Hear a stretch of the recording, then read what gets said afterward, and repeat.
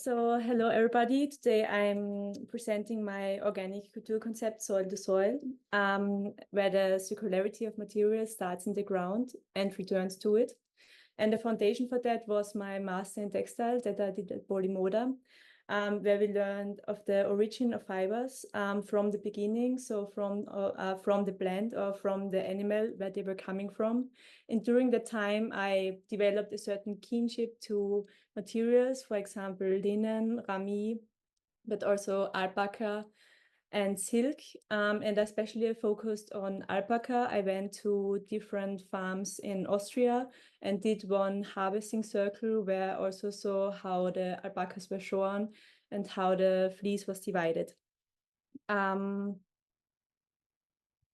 When you work with natural materials, you really see that they are connected to nature's rhythm and also seasonal change.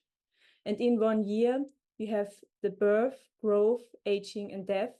And this is happening once in a year in nature, but it also happens in our life. So, and during this time, we are all connected by cloth. I think the book of The Golden Thread by Cassia St. Clair says it really well. We live surrounded by cloth. We are swaddled in it at birth, and shrouds are drawn over our faces in death. When we wake, we clothe ourselves in yet more of it to face the world and let it know who we shall be that day. So I found it's really beautiful to also assign my looks different ages. So I'm going from youth to adolescence, adulthood, and maturity. And for this, I developed textiles, but I also took the shapes of traditional Korean costumes. And I took the shape of the joggery jacket, which I transformed into a more rounded hugging shape and into a straight shape. And I also looked for closure systems because zippers and hooks are not dissolvable. So I wrapped and knotted the textiles around the body. So going to youth, we are going into a hugging shape. And the inspiration is the lanugo hair of the babies, which they shed before birth. And I created the textiles where I needle felted alpaca wool onto linen and made a blouse and trousers out of it.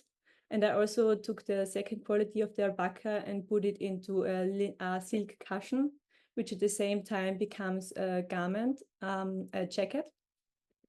And I adorned them like we adorn the clothes of our babies. So there's hand embroidery and around the neckline, and also macrame on the shoulders and on the trousers. For the next look, for adolescents, I took contrasting colors and I worked on the shaft loom and created one really long panel of fabric, which I left it like it is. I just wrapped it once around the body in a really big loop, and it's double cloth, so it has two different sides. So one side is the crosses, one the circles. And for this look, I also did needle felting around the neck and hand sewed it together. And the leftovers I used for the shoes. And I also created a really playful toy for this because it's between childhood and adulthood. For adulthood, again, I created a panel and I took all of the patterns, all of the pattern that I wove to create a coat and the skirt. Together with it comes a boardwoven t-shirt, and the board from it comes from my grandparents' farm. Through age, I got a really nice structure. So I took the structure and wove it with the natural alpaca colors. And since adulthood is also taking responsibility, I took all of the leftover yarns from weaving and made a macrame skirt out of it, where I used the leftover yarns. And now we're coming to maturity. In maturity, life left a mark on us, or also it left us stories, and it has a certain tone. So I dyed the linen in alpaca, in avocado peel from leftover food, from food waste. And then I manipulated it with needles and made again an embroidery, which represent the stories that we have lived through. And I got again for it a template of the wood board from my grandparents. Together with it comes a warped scarf from alpaca, which represents the white braids that we have with old age. And in the end, this concept. It's time, Sabrina. Okay, good.